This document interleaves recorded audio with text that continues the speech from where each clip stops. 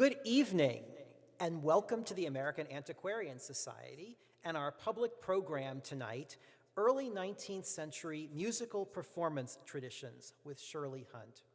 We have audiences both here in Antiquarian Hall and on YouTube tonight. We are on the ancestral homelands of the Nipmuc tribal community, a community that remains an active presence here in central Massachusetts. My name is Scott Casper, and I'm honored to serve as president of the American Antiquarian Society. We have some newcomers here, both in the hall and on YouTube, so I'll tell you a bit about the American Antiquarian Society, a national research library located in Worcester, Massachusetts. We collect, preserve, and share materials printed or produced before 1900 in what is now the United States, portions of Canada, and the Caribbean.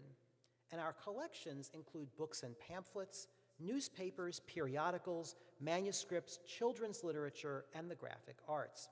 Among our many collections is an extraordinary collection of American sheet music, which, as you will see in tonight's program, became very important in the work of our speaker.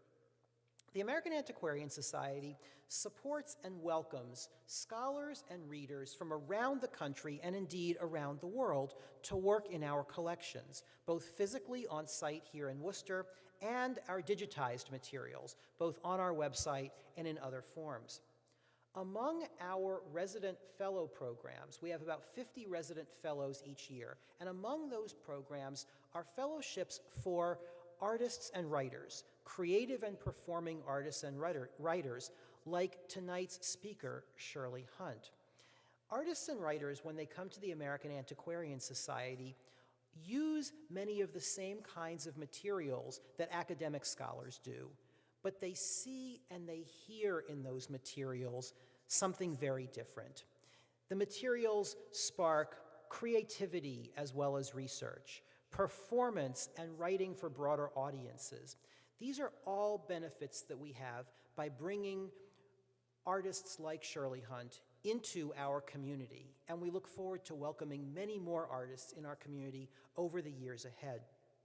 We also offer programs like tonight's program, and I invite you to join us for upcoming programming in the weeks and months ahead, and I'll tell you about one of those at the end of tonight's program.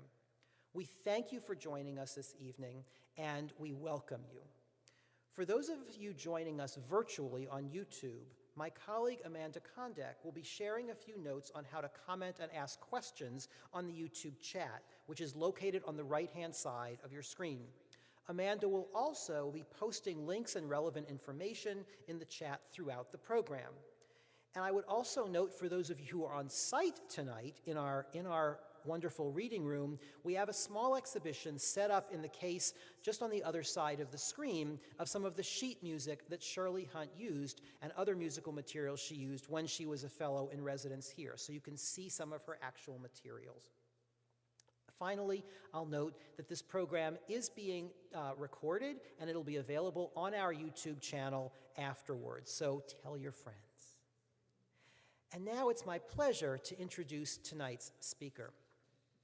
Internationally respected Baroque cellist Shirley Hunt has performed and recorded with the nation's leading period instrument ensembles for over a decade.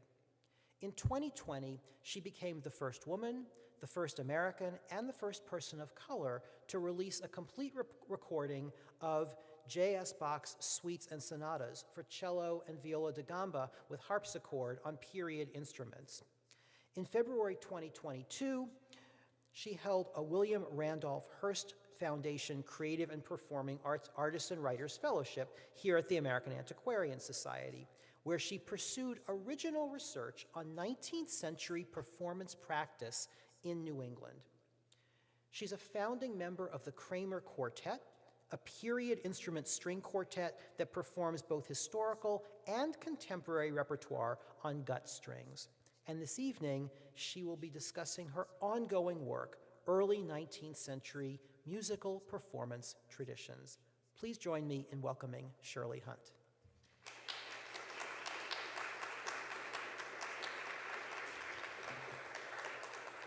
Thank you very much. It's wonderful to be back here under the generous dome. It's so nice to see all of you here this evening. My name is Shirley Hunt, and I'm so excited to share with you the fruits of my research as a creative and performing artist fellow here at the American Antiquarian Society. As Scott mentioned, my research explores musical performance traditions in New England, specifically those traditions surrounding earliest New England string instruments that are housed at the MFA Boston. Now, I have been collaborating and working with the Museum of Fine Arts Boston for 4 years now, and this has been a very meaningful creative partnership in my career. So when the museum asked me to develop some material for public programs focusing on early 19th century string instruments, I had the idea, now wouldn't it be interesting to pursue some research at the American Antiquarian Society that could illuminate the collections at the Museum of Fine Arts, and then in turn, the resources at the Museum of Fine Arts could illuminate the material that might be waiting for me to discover it at the American Antiquarian Society. So I was so pleased to have the opportunity to kind of explore the intersection of these two significant repositories.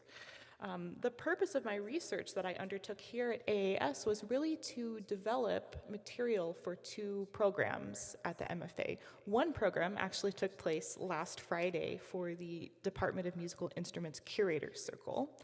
And the second program will be a public program at MFA to take place on June 16th at 2:00 p.m. in the Lucca Family Wing for Contemporary Art in Gallery 168. For those of you watching online, I think Amanda may actually drop that information into the chat, and feel free to come and talk to me afterwards about that program if you think you might be interested in attending in Boston or sending a friend along to the program. So one thing to know about the Museum of Fine Arts Boston is that its musical instrument department is rich with examples of early string instruments made in America.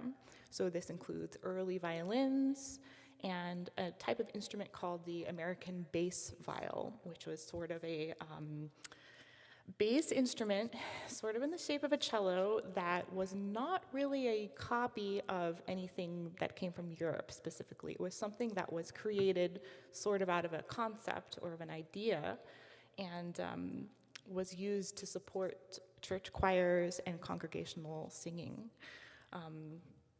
The MFA is an interesting collection because its forte is really, I think, in these early American instruments, rather than being a collection that is full of, for example, famous Cremonese instruments. And one of the challenges for me was determining which of the museum's instruments were in playable condition so that I could sort of come to my fellowship here at the Antiquarian Society knowing now what instruments am I looking to activate with music that I might find here? Where were those instruments made?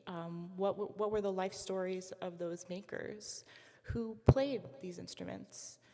What level of performance were the players aspiring to?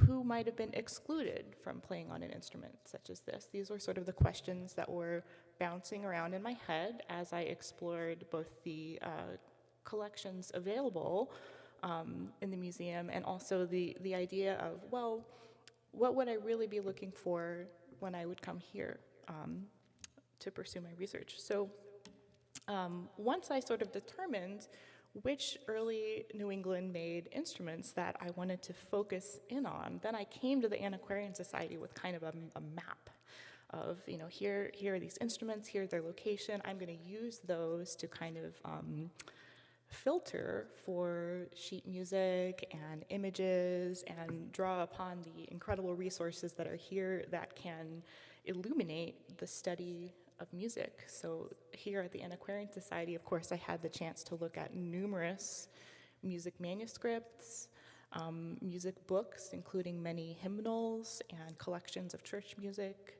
Many graphic materials were very useful to me in this research, looking at how instruments were being held, how they were being played, who was playing them, what their age was, more information about the demographic. and setting. For example, a rural setting versus an urban setting for music making. Also, the periodicals collection here at AAS was invaluable to me in researching concert programs and repertoire played by people often in very specific years that I was looking at.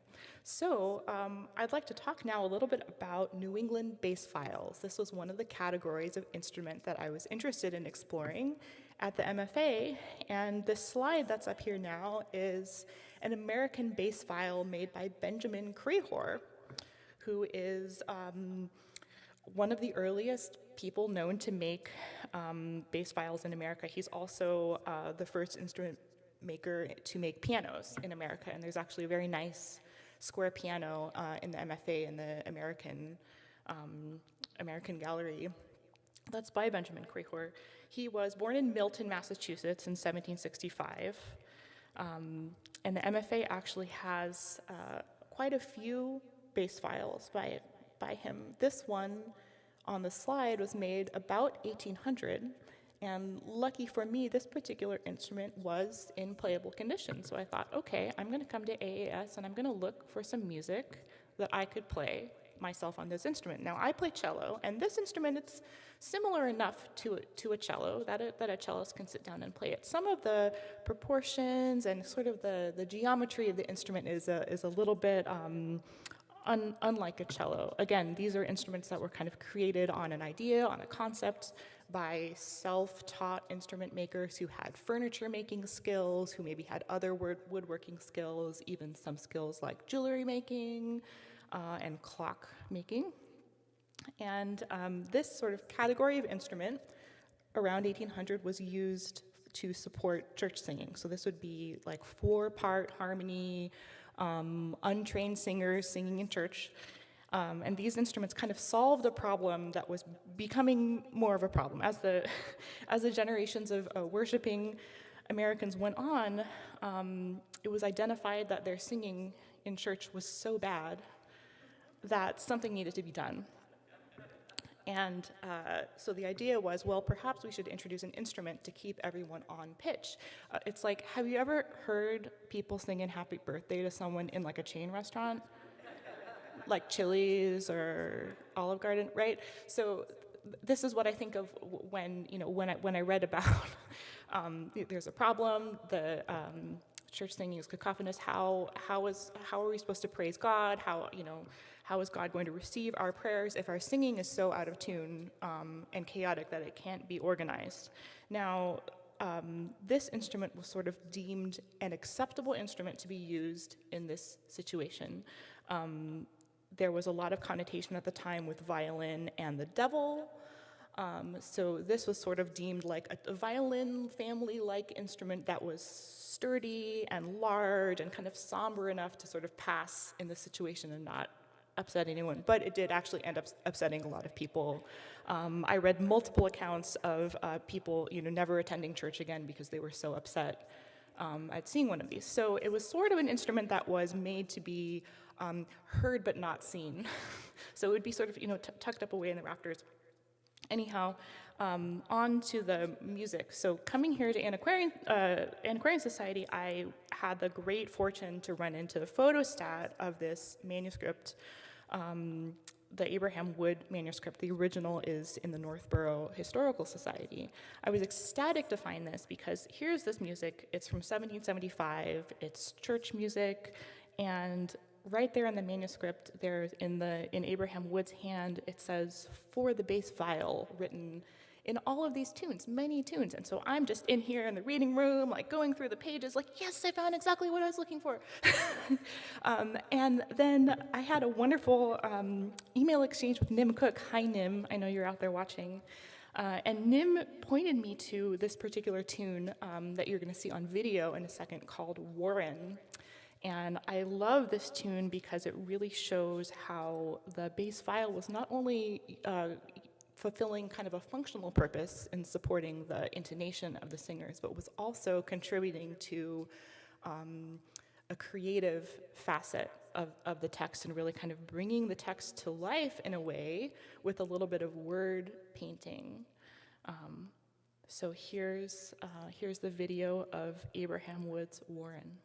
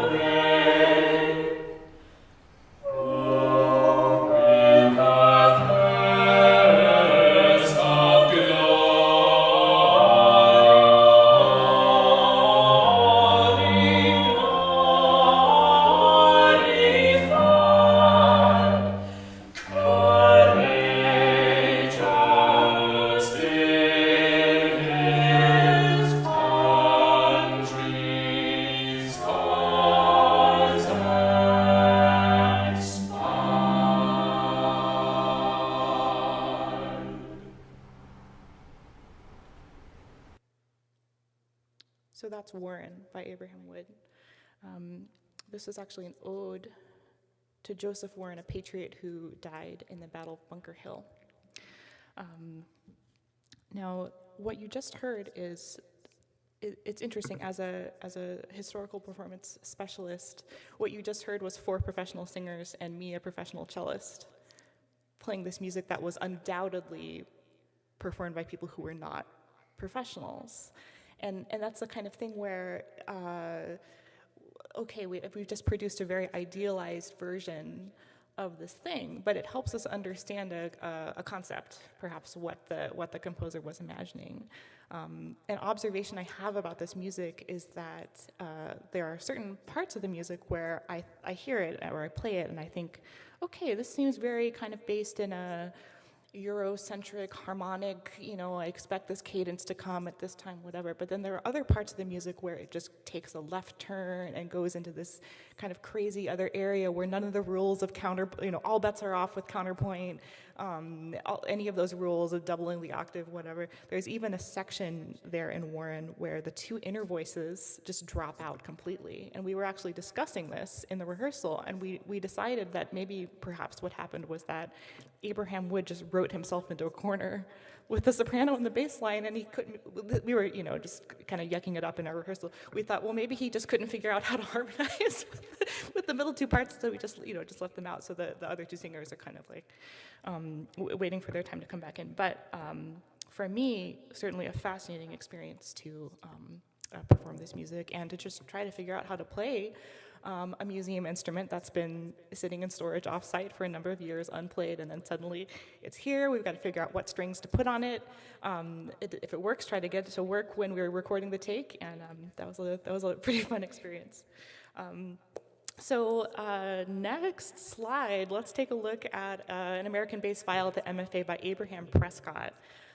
I was definitely curious coming to AAS to see what I could find to read about Abraham Prescott and his life. He was a noted maker of these American bass viols.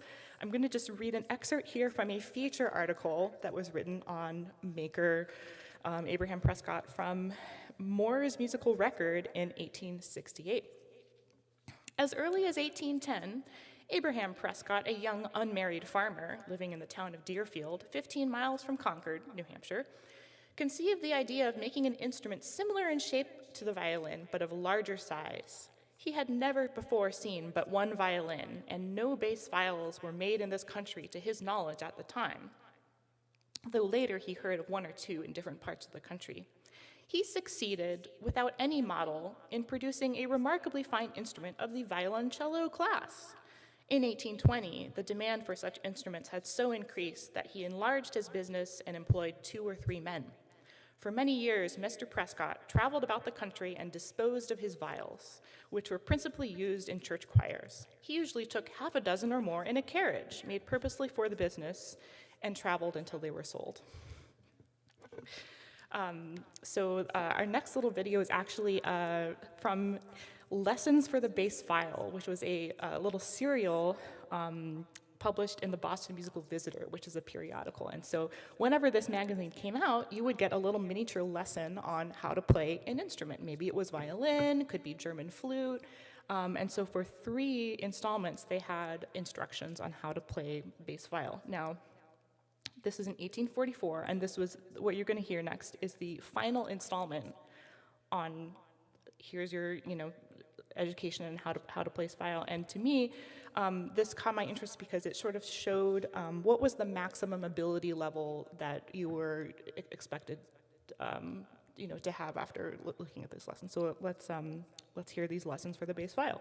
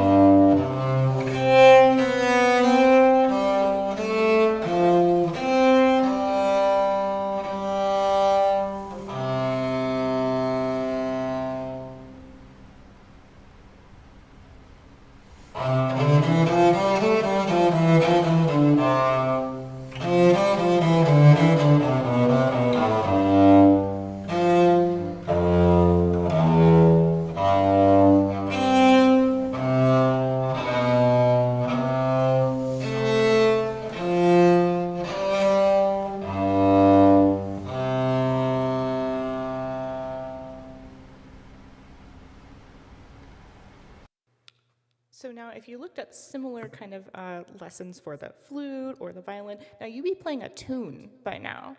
Like you'd be playing the Yankee Doodle or something like that. So it was very interesting to me that, okay, so you could play enough notes to kind of play a bass line. There you go, you're supporting church singing, whatever, you're good. And that was 1844, which is already almost 50 years after, after the year that Benjamin Quikour viol was made. So the New England bass viol was kind of a gateway instrument to make it acceptable for other instruments to join in the church worship music making. After a while, people thought, okay, this bass viol thing's going pretty well. Maybe we can say it's acceptable to have a violin or a clarinet or maybe even a bassoon come in and join in the fun. So to illustrate that development, I decided to include a violin as well as a bass viol in the next video. So we've got a viol by Abraham Prescott and a violin by John G. Pickering. Now both of these makers were in New Hampshire around the same time, so it seemed very meaningful to me to try to find a piece from a New Hampshire publication while in residence here at AAS. And I found the perfect piece in the New Hampshire Collection of Church Music, which is over there in the case in case you want to take a look at it later. This is Smyrna, published in 1835.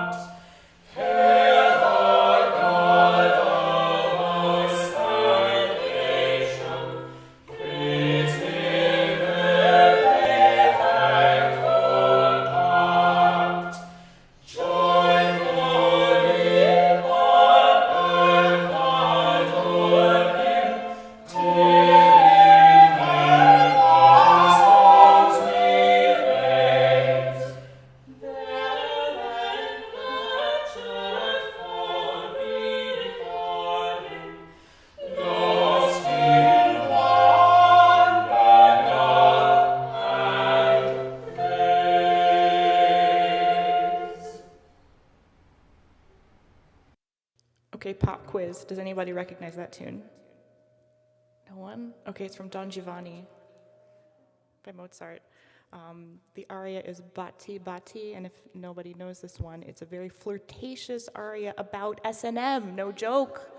I'm not joking. So it's very cheeky. It's extremely cheeky that this tune would find its way into a sacred music setting. Wow. My singer friends got a huge kick out of that, by the way. But this really fits in with a very American trend that I observed in my music research here, was that tons of opera tunes were stolen. Oratorio and opera tunes were stolen, borrowed, repurposed in sacred music collections. And to me, this is fascinating to see Handel oratorio excerpts and Mozart opera showing up in these praise songs. Now, the violin that we saw in that excerpt is an example of a more rural type of violin. It was made in Greenland, New Hampshire by John G. Pickering in 1843, and it's an instrument in the MFA collection that kind of bridges the divide between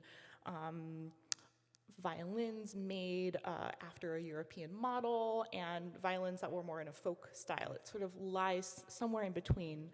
It has some very decorative arts type elements to the way that it's carved. The way the scroll is carved, there are some beautiful mother of pearl inlay on the pegs. And I came to the Antiquarian Society imagining that I might find some great fiddle music, dance music, music used in a more of a convivial party setting rather than in the concert hall for this instrument. So one of my very favorite things that I looked at in this beautiful reading room was the Jeremiah Brown music and dance book, which is over in the case over here on the left-hand side, and I really encourage you to take a look at it after the program is finished. This manuscript blew me away, first for its size. It's so small, it could fit in your pocket, and the manuscript is also very finely inscribed, and it's full of hundreds of these dance tunes. There's incredible variety there. There's military music, there are British Isles folk tunes, there are more tunes that are from Mozart and Spohr, and quite a few really upbeat tunes that I think would have gone with drinking and dancing. So I thought it would be nice to kind of put together a medley of these and ask my friend Maria to play them on the Pickering violin. So please enjoy this medley of Jeremiah Brown's tunes.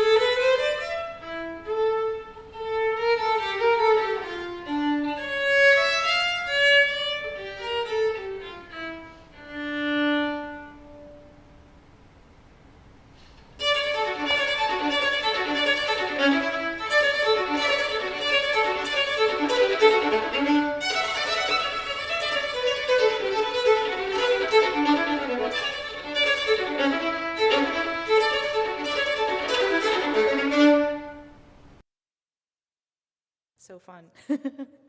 So that was kind of our rural music making with a violin excerpt. Now we're going to shift our focus to urban music making, specifically a very important Boston violin maker, Ira Johnson White. He was born in 1813 in Barre, Massachusetts. He was a farmer, furniture maker, self-taught violin maker. Are these credentials sounding familiar? This is like the classic credentials of an American instrument maker. Farmer, furniture maker, self-taught. There you go. That Yankee ingenuity. So Ira Johnson White's important because he was the first American violin maker to study a Stradivarius. Before this time, people were not studying the finest Cremonese instruments. So this moment when Ira White first laid eyes and could really study and measure an instrument like this was 1843, when the touring virtuoso violinist Alexander Artaud came by, and undoubtedly he probably needed an adjustment or probably a quick repair, and let Ira Johnson White take a good look at his Cremonese instruments. So this is a very pivotal moment, launching vast improvement to the art and science of violin making in America, and it happened right here in New England, in Boston. So the Museum of Fine Arts Boston has several violins by Ira Johnson White. One of them is from sort of before this pivotal moment, and one is from after. So the one you're looking at right now up here on the screen is the after. It's the museum's 1860 Ira White violin.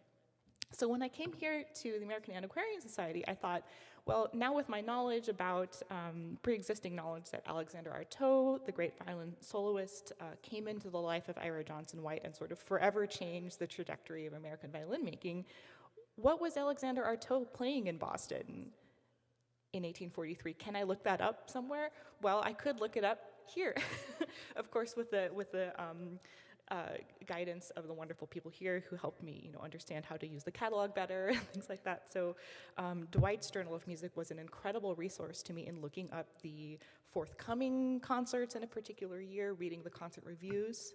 So I thought, wouldn't it be great if we could have my friend Maria perform one of Artaud's works that he played, in that year that he met Ira Johnson White on the museum's Ira Johnson White violin that was being kind of, newly made in this new and improved style. So here's an excerpt from one of Artaud's works that he performed in 1843.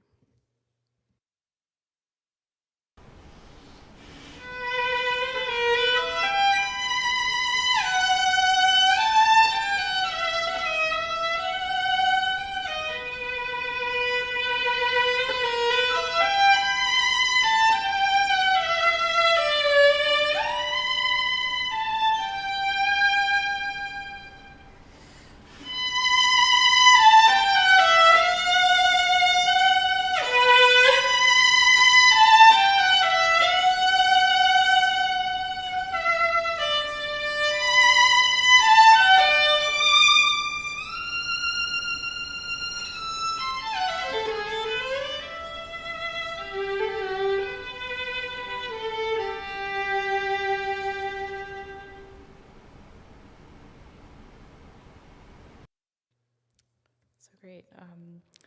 So at a certain point in my research on these instruments and on this music, I found myself reflecting on my own identity and the communities with which I find kindred. I thought to myself, well, I'm a woman and I'm a person of color. Where are we in this story or in these stories? And something that I was really happy about during my research period here was discovering stories of women that I'd never heard of, discovering stories of non-European foreigners that I'd never heard of that I wanted to share more widely. So these questions of how do women, how do non-whites, how do non-Europeans fit into these explorations, these questions, it's all related to these initial questions that I was asking. Who was playing these instruments? What level of playing were they aspiring to? Who were they looking up to as they played? Who were their heroes? And one of the figures that I read a lot about, again in Dwight's Journal of Music, which was an amazing source of concert reviews, was this woman named Camila Orso. She was a French-born violinist, and she was the first woman to achieve star soloist status in America, alongside soloists like Ole Bull and Vieuxtemps and Alexander Artaud, whose work we just heard. And this was huge because I realized, sitting here in this room reading her concert reviews, that people loved this woman. She toured the U.S. successfully for 30 years. I mean, today that's a huge deal if you're anyone and you tour successfully for 30 years. And she was doing that, and she was born in 1840. So in my mind, I thought, wow, this woman really paved the way. For example, for someone like Maude Powell, who was the first American-born woman violinist to achieve that kind of status. So I got very interested in Camila Orso's repertoire and wanted to share an excerpt of a piece that she frequently performed in Boston.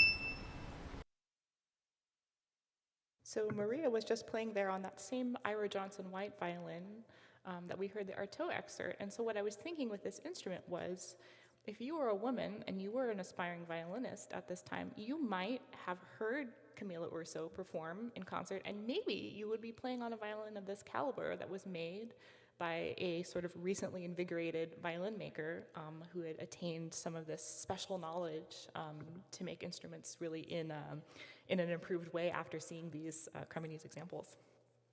Another woman whose legacy I discovered here at Antiquarian Society that really fascinated me was a Chilean performer named Josefina Filomeno.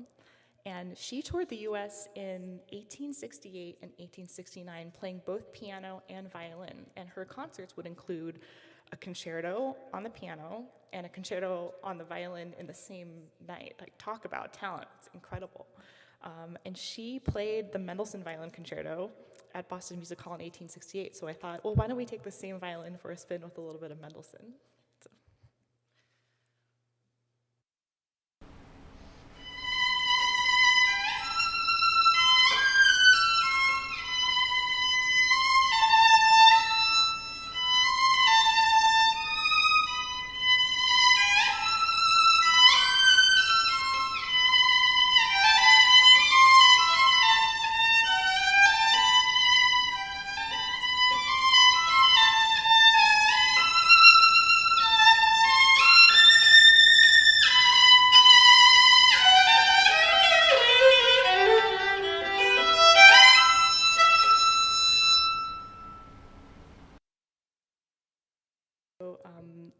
That's a violin concerto that's been played over and over and over in this, in this area by many soloists.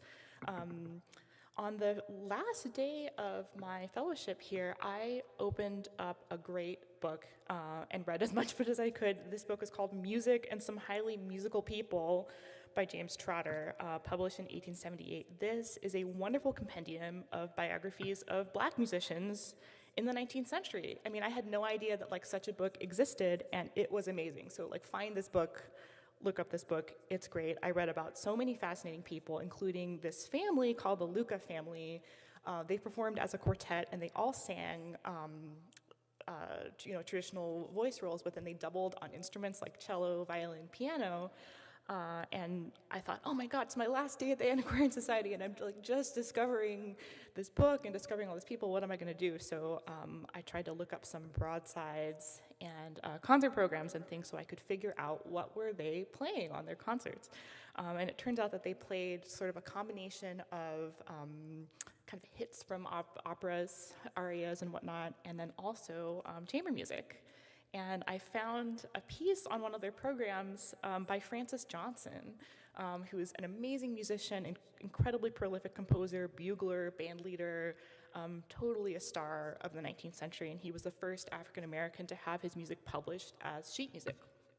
So I was thrilled to find this piece called the New Bird Waltz, which I know in its band arrangement, this is very common to rearrange your music for different instruments, and I'm going to close my part of the presentation with this video of the New Bird Waltz on violin.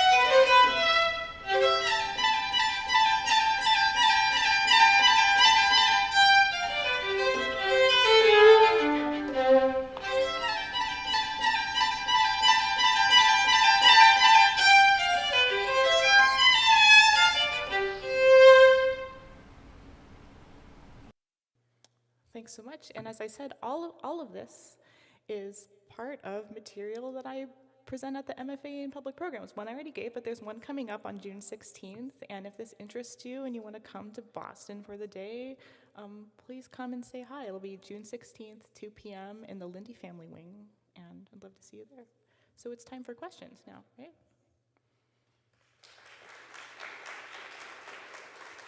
Thanks very much.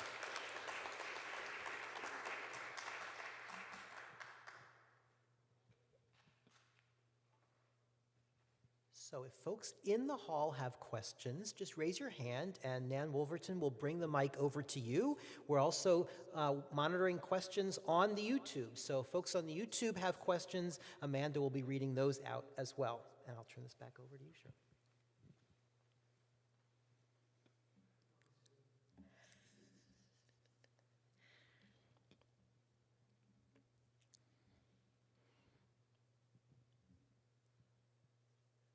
Hi, Shirley, that was great. Thanks, David. You know, in modern strings magazines and stuff, there's always all these advertisements for strings and rosin and stuff. Did you see any advertisements for strings in any of the music publications you were reading? That's a great question. I definitely saw lots of advertisements. And were they made in the United States, or were they imported from Europe usually? I didn't see any advertisements for strings specifically, but I did see advertisements for lots of other things. For instruments themselves, because instrument manufacture really blew up in the 19th century because music as kind of an industry, right, as an enterprise, really blew up. But no, I didn't see anything specifically about strings. Where I did see records of strings are in things like churches' financial records, because these American bass viols, right, they were owned by churches. So to use one of those in these church singing, you didn't have your own personal American bass viol and tote it around with you. Thinking of myself like getting on the subway with my cello, like, oh. It belonged to the church, and so they had to set aside money, you know, to put a line in their budget for things like strings. So that's actually where I saw record of strings being purchased, bought, or sold.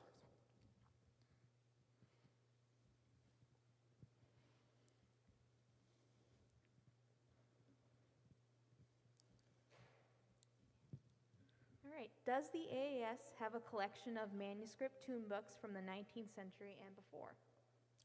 Yes, and yes, and yes, yeah. Come here and check it out. You'll be fascinated. Hi, I'm wondering what it's like to handle, because you said these are older. Like, what is it like to handle these older instruments in a way that preserves them, but also is still very much putting out this wonderful music? That's a great question. It's very exciting. It's also a little scary. As a performer, it's a big responsibility to play something like that, because it's had this whole life, and it's something valuable that's being preserved by a museum.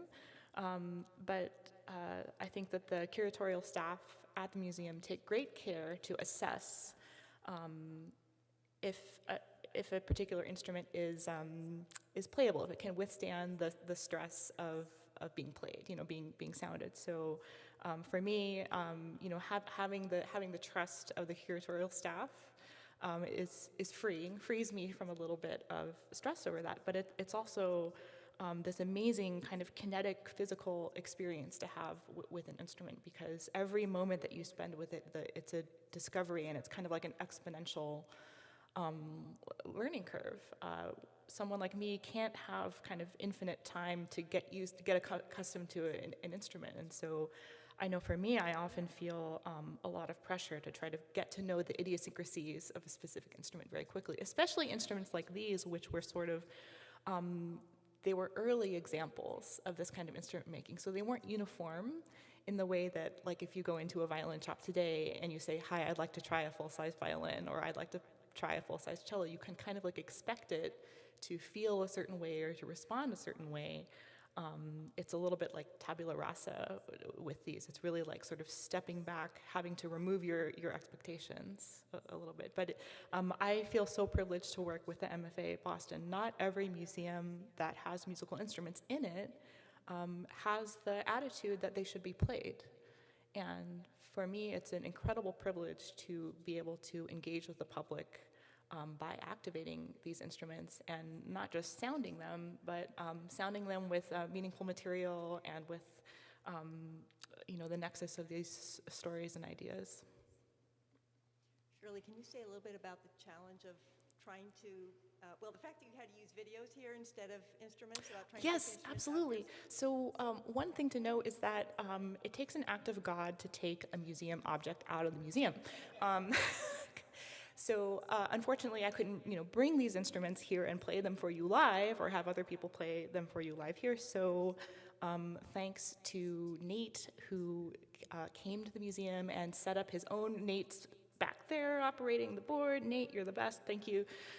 So Nate came out to the museum with his lights and his audio and video setup and everything, and we had a recording day where we captured all this material specifically for this program today as a kind of representation of what it would be like to attend a public program. So if you want to experience this in person and more, you can come on June 16th and actually be there in person and come up close and look closely at the details of the instruments, for example. So we thought kind of the next best thing, to doing the impossible, which is bringing the instruments here, would be just to create some special video and share it in this context. Great, thank you, Shirley. So have you found out what kind of wood the early bass viols were made from? And if there were various kinds of wood, were some more able to sing than others? This is a great question. I feel unable to answer this question without more detailed notes in front of me. Yes, there is specific information on the types of wood. If this person who's asking questions wants to contact me, I'd be happy to email with them on this subject. Yeah.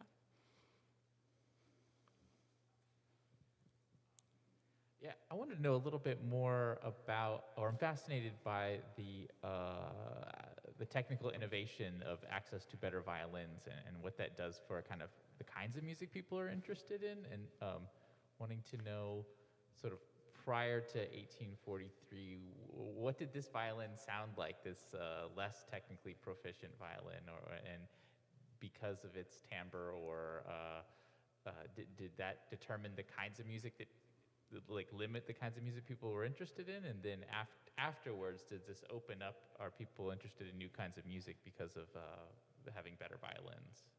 This is a great question. So this kind of technical innovation, really, okay.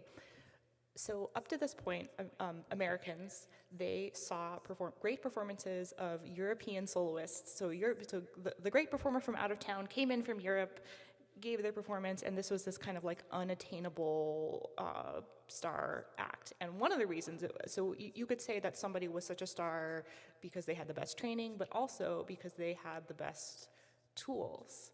So I guess in terms of the style of music, I would say kind of high classical, playing high classical music at the highest level became even more possible for Americans after this innovation. They could compete with the skirmishers from out of town, as they called them, just the famous solo star violinists from Europe that came in.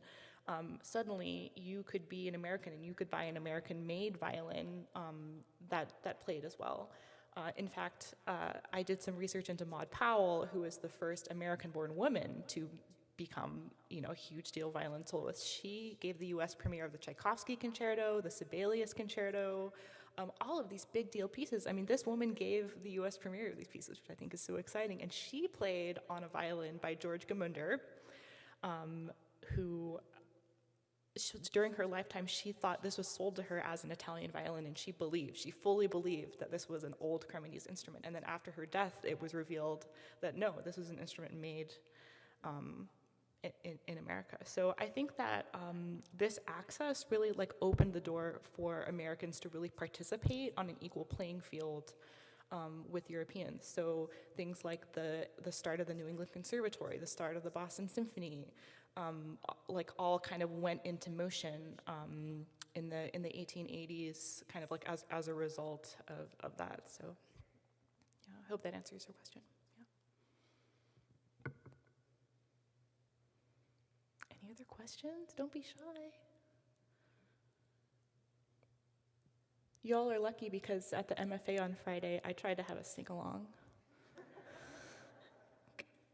Yeah.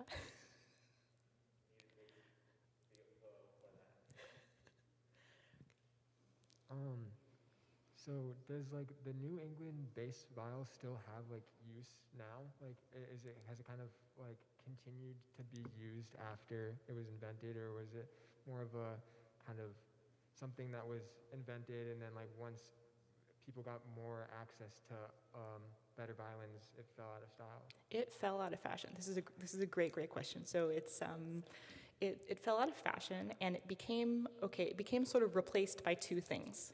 So when you saw me play the kind of like lessons for the bass viol, like here are the advanced etudes for this instrument, if you play cello today, you play music that leaves first position. You kind of, get all over the instrument, and like it progresses. So I would say that the American bass viol got replaced on the one hand by the organ, because organs became the new support instrument in churches, and this was both because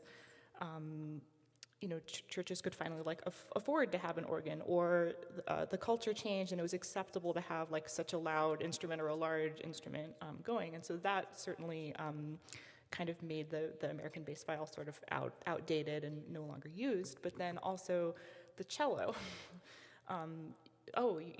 It's much more easy to get around this instrument, and it's a little more standardized, or the corners aren't so big, so the bow doesn't have to like knock into something. Just the ergonomics of the cello, I think, sort of, why would you play this thing or that thing? One thing I saw in a lot of little instruction books here and there were instructions on how to play the bass viol, but then also sometimes they would say instructions for the bass viol or violoncello. So I definitely, in my research here, sort of like observed kind of a gray area where I thought, okay, so people who were looking at this, they might have a cello, they might have a bass viol, I don't know. But it certainly kind of got replaced on two fronts, and the secular music front by the cello, and then the sacred music front by the organ. This is so fascinating, and I have a question for you about the response to the bass viol. So you mentioned that this came in as people were becoming, that they found sacred music more acceptable in religious spaces, but that there were some people who still objected to its presence. And I was wondering if you could tell us a little bit more about the specific nature of their objections, and basically, why did they still not want music in their churches? What were their complaints? I think it had to do with instruments. So making music with your voice was okay, but it was very, the bass viol is often referred to as the devil's fiddle. But what's funny is that it was also often referred to in publications as the Lord's fiddle. But I think that there was this idea that instruments roused the passions, that they made people want to drink and dance and do everything you're not supposed to do. But somehow singing did make people think that. And so that was it was kind of like an older Puritan belief that instruments are bad, that kind of stood in the way. Thank you, Shirley. This has been fabulous. Well, I want to second Nan's thanks. And as I think about tonight's program, I think about two extraordinary collections, the Museum of Fine Arts and the American Antiquarian Society. I think about the 6 musicians we've seen on screen performing, and I think about the extraordinary musician and creator who put it all together. Please join me in thanking Shirley Hunt for an extraordinary evening.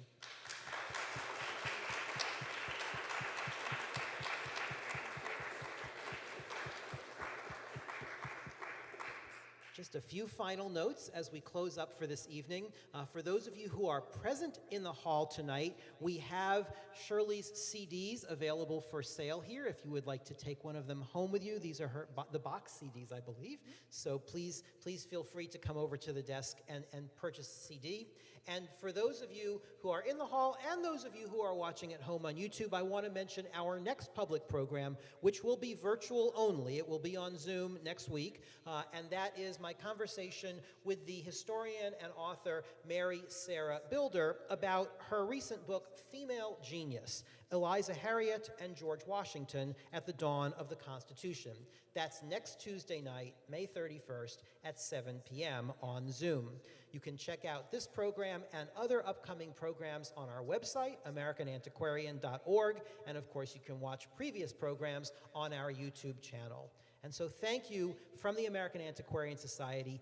Thank you, Shirley Hunt, and we've been delighted to be with you this evening. Have a wonderful evening.